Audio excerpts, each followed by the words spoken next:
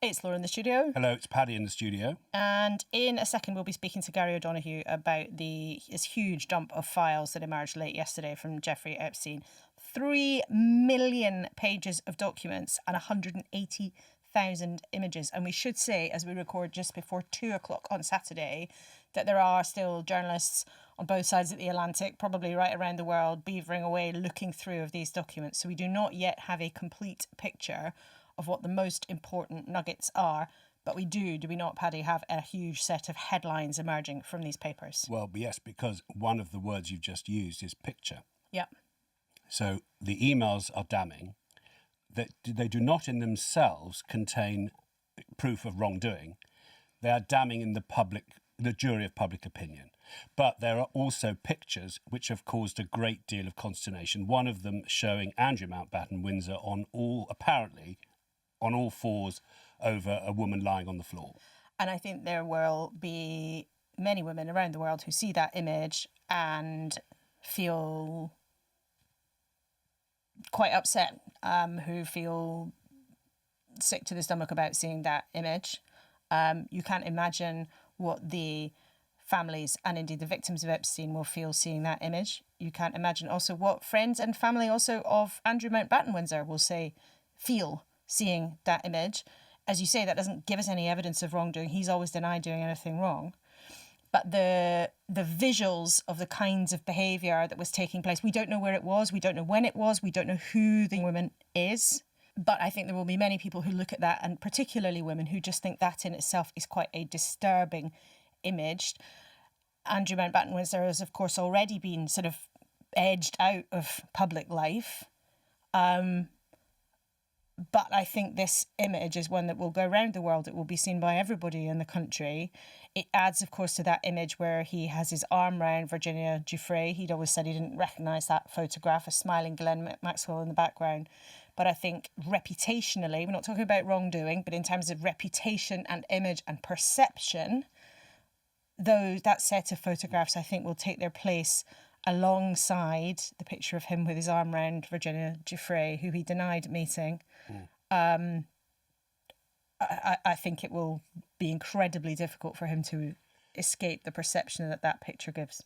But Laura, one of the other things that comes out of it is an insight into the relationship between these famous people and Epstein. For instance, Sarah Ferguson has apparently written an email thanking him for the way he praised her in front of her daughters. And I was thinking to myself, it's an insight into the grip this man had, that people seemed to want to have his attention, his affection, his praise. It's something about, we keep asking ourselves, what did he have that these people wanted to get? And in some areas, perhaps the question is answered by something very straightforward: great wealth and influence. And one of the stories that has come out overnight is that Lord Mandelson's partner, Reynaldo da Silva, was given money by Epstein to pay the fees for him to train as an osteopath. That story is there in these documents.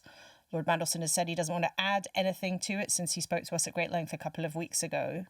But for people like him in the public eye who've tried to move on, again, you see this damaging perception of just how strong these connections were. And it's very, very troubling, I think, in many, many regards. Not least also, there are all sorts of unverified, unsubstantiated allegations from an FBI tip line about what President Trump may or may not have done.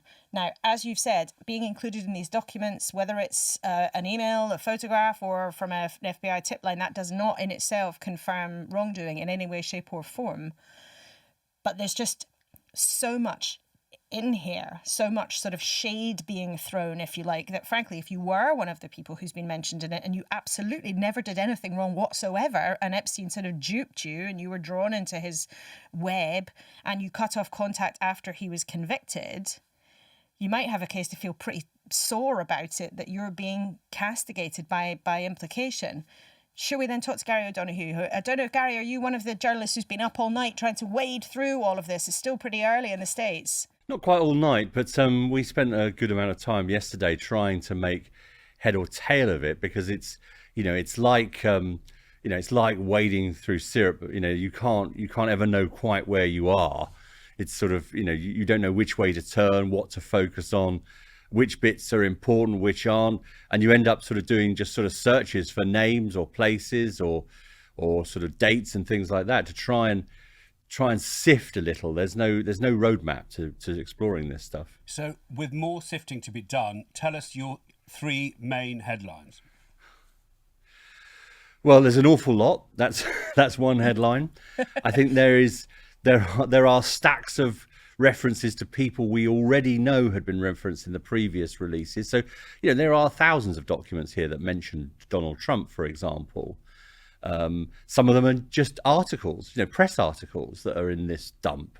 Some of them are, casual mentions in emails. Some of them are sort of pretty personal things. There's one from Epstein where he's corresponding with a New York Times journalist, and there's another one where he is sort of describing how unpleasant he thinks Donald Trump is. And then there's all the ones you've been mentioning about Andrew. And there's also these curious things. There's this one curious document that's got quite a lot of focus, which is this sort of collation of tips to the FBI, literally like Crime Stoppers. It's literally the number, this national threat center that people have been ringing. It sounds posh, but it's 1-800-CALL-FBI. That's the phone number. I love America. That's amazing. Can you imagine here having a number say 1-800? It is exactly it. But it's literally ring up and spew what you think. And there's a whole bunch of these things that relate to Trump. Now, for some reason, these random tips were collated last year and put together. And some of them are horrid. I mean, really horrible. But there's absolutely no evidence for them whatsoever. And indeed, the investigators at the time said they weren't credible. Now, you might think, well, if you believe in a cover-up, you think, well, they would say that, wouldn't they? But this was already in the context of everyone knowing the heinous nature of Epstein's crime. So it's not like, they were trying to do a massive cover-up. They were just trying to, establish the credibility of these particular stories that they were getting on these phone calls. But that will in some way fuel the continuing conspiracy, because in some ways information, even this vast amount of information, that will never satisfy the core group who believe that the rich and powerful have kept things from them. There's another aspect to this as well, which is some of the victims have been named publicly in this release of document, and one of their lawyers who represents them was furious, saying even in some cases where there's been a line through the victim's name, except you can still read the victim's name. So another aspect of this is it's another moment when the victims feel that they have been treated shoddily.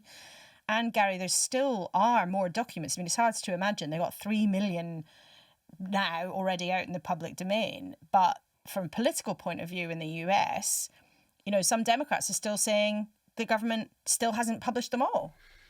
Yeah, and there's there's a couple of things there. One is Todd Blanche, the deputy AG. He actually acknowledged yesterday we will have made mistakes in this release, and they have an actual email address where you can email in if you think your identity has been disclosed in a way it shouldn't have been disclosed. So they've already set that up. And you're right, Gloria Allred has been furious about that on behalf of some of the survivors that she represents. The other thing is that there are, potentially a couple of million documents that they haven't released. Now, the way he characterized that yesterday is some of it is child pornography, some of it is medical records, some of it he rather sort of curiously alluded to as images of death. So goodness knows what that is. But the Democrats believe there are other documents that they're holding on to, whether they get a look at them or not. I suspect, and if you sort of look at the coverage, even yesterday here, and certainly today, if you sort of look at the coverage, there's a sort of weariness about going over, even a marked weariness compared to before Christmas. So I wonder whether the appetite sort of in terms of the mainstream media, for example, is waning on this one pretty big time. I suppose this goes back to you reminding us what the main headlines are. One, you said there's an enormous amount of material, millions of pages. Two, you said it relates to famous names that we already knew were already linked. And third, you told us that there was this FBI tip line. But I suppose, can I just drill further into the idea that it's also depressing and it's all making people feel weary, because obviously the victims feel that it's re-victimizing them, so it's not helping them. The general public feel it doesn't answer the question, is there more? So in many ways it seems to have been a process which has raised as many questions by release as it has answered. Yeah, I mean, I wasn't at the press conference where the Deputy Attorney General spoke yesterday, but and I didn't see all of it, but I was kind of screaming at the screen for those reporters to say to him, look, in this process of redaction, did you then think again about potential cases? You know, did you reassess what you were reading in order to redact it, to think about prosecution? Because, of course, you know, Epstein's dead, Maxwell's in prison for 20 years. That's it. That's it in terms of prosecutions. Now, we heard in the previous batch that there may have been potentially 10 co-conspirators that they were looking at. 6 of them had subpoenas. We don't know whether they were objects of the investigation. Certainly one of them said that he wasn't. He was just helping with information. But we have no idea really why this isn't leading to further charges. Now, I expect if you say to them, they'll say, well, there's not the evidence. But no one actually said, when you were reading all this stuff, what were you thinking about potential future charges? Ruth Davidson, the Tory peer, was on Radio 4 on a programme with me a couple of weeks ago. She said the only person currently in prison for Epstein's crimes is a woman. But when it comes to most of the people who've been mentioned in this, or most of the people who've been drawn into this web, there just isn't necessarily any suggestion of anything that's kind of criminal. It's about unsavoury connections that are embarrassing now, particularly for those who maintained their friendships after Epstein's conviction. That's the key. And from a political point of view in this country, top of that list, of course, which he would not want to be anywhere near that list, of course, is Lord Peter Mandelson. And I think there are some unfinished questions, unanswered questions for him, and also what Keir Starmer's team knew when they gave him a job as an American ambassador. So the new revelation in these emails that we've seen so far is that Epstein sent £10,000 to his partner Ronaldo da Silva in 2009, and you can see quite a sort of gushing email from Ronaldo da Silva saying thank you so much for the money. It was being paid towards his training as an osteopath. Now, in 2009, there are 2 important things. That was 1, after Epstein's first conviction. And that was 2, when Peter Mandelson was actually back in the government. Now, for a serving member of the government to have had their partner get a large sum of money from someone who had a conviction for sexual offences is something that people in the government and in the public may well have wanted to know. But let's just listen to how Mandelson described his relationship with Epstein when we spoke to him a few weeks ago. I have to say to you, and I can say this absolutely, I can say it to you categorically, I never saw anything in his life when I was with him, when I was in his homes, that would give me any reason to suspect what this evil monster was doing in preying on these young women.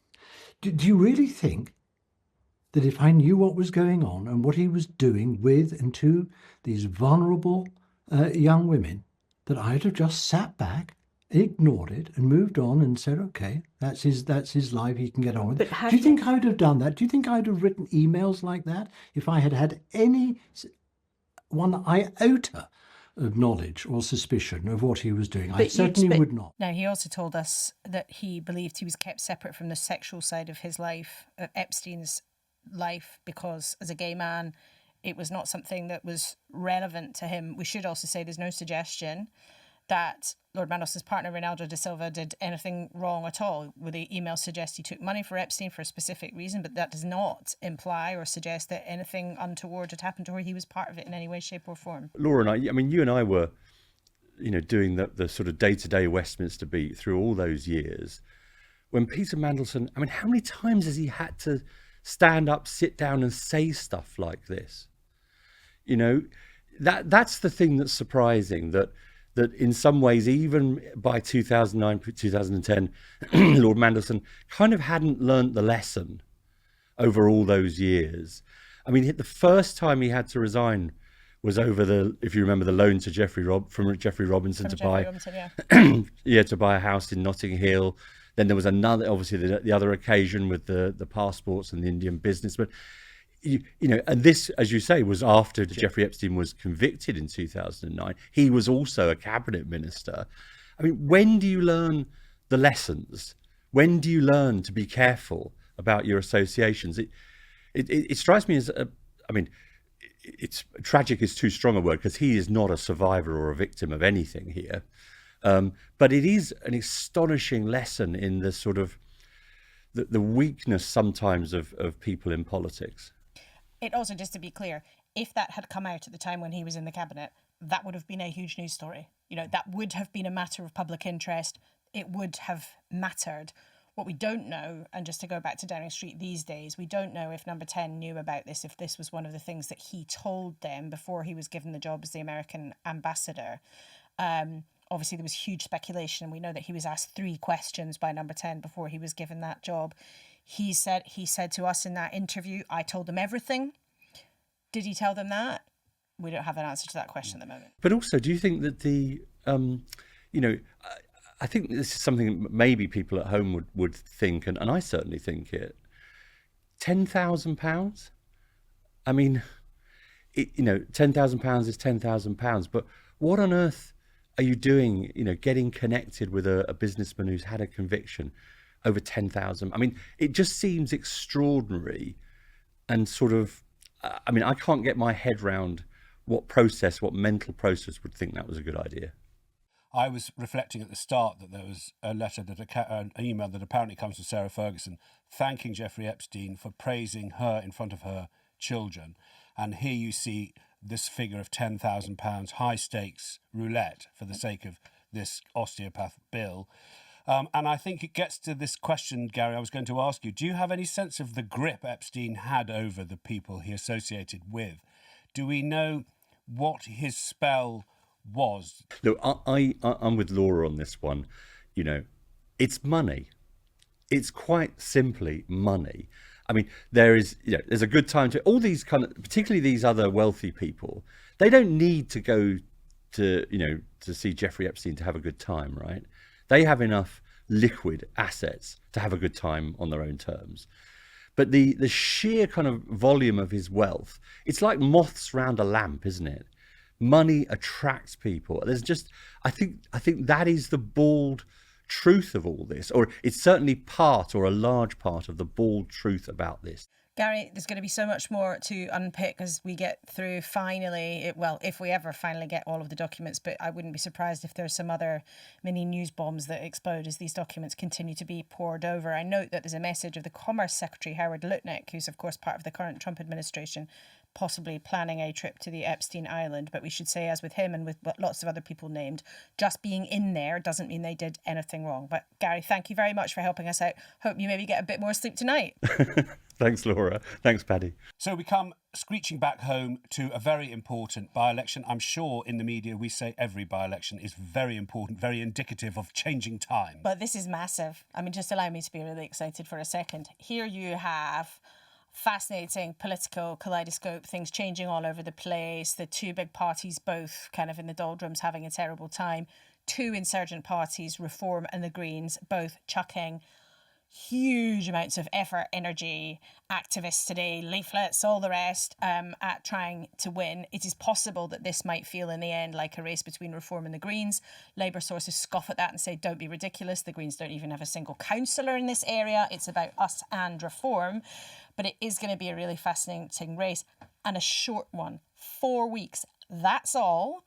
Because the longer it goes on, the longer the insurgents have to grab a foothold. The shorter it is, the easier it is theoretically for the incumbents to hold on. So it also had a psychodrama about Andy Burnham in it, but that's all been forgotten because we now, well, it hasn't been forgotten at all. It's all been removed, set temporarily by the naming of candidates, including Labour's own choice. Angeliki Stolia. The Greens have selected Hannah Spencer, otherwise known as Hannah the Plumber, on social media. She's a 34-year-old plumber who's the leader of the Greens on Trafford Council. She's been a councillor there since 2003. So we've got two local government figures from that area. The Lib Dems have chosen local academy governor Jackie Pearcey. Then last week you mentioned to Screaming Lord Such and the Monster Raving Loonies. I did. And the Monster Raving Loonies have been in touch. I love that. What have they got to say? A. Gent Chinners, Minister of Spinning, Bouncing and Points, says, thanks for the brief shout out the other day. However, Screaming Lord Such is now the spiritual leader of our party, as since 1999 it has been misled by the UK's longest serving political leader ever, Howling Lord Hope. And Mr. Chinners followed up with an exclusive scoop. We like them on Weekend Newscast. This is just to let you know first, as promised, our candidate for the Gorton and Denton by-election will be Sir Oinkalot, a local resident of the said constituency. The Tories and the Workers' Party candidates have not yet been announced. Nominations shut on Tuesday, and as ever, there is a full list on the BBC website. So there we have the slate, the names on the doors and the slate forming for the Gorton and Denton by-election. You can be sure that Adam will wrap up the close of nominations on Tuesday when all those questions we did raise about who's who will be firmly answered. What are you doing tomorrow?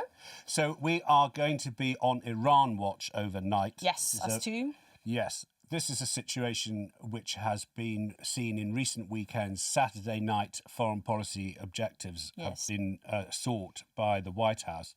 And this is one which is because there's a giant armada in the waters around Iran, and we are watching to see what happens with it. We are, and on at which point we will be joined on the panel tomorrow. Actually, I'm excited about this because we are going to be speaking to Professor John Bew, who has been the security advisor to the last few governments. He's sometimes written very learned articles, but he is going to be speaking to us on the telebox and also joining us on Newscast tomorrow. So we will have, irrespective of what happens in Iran overnight, we'll have the benefit of a briefing from one of the most plugged-in security brains in the country. So I'm looking forward to that. A lot on the airwaves. Tons. A lot in the earbuds. Too much. Thank you very much for listening to Saturday's Newscast. We hope you'll join us for Sunday. Goodbye. Goodbye.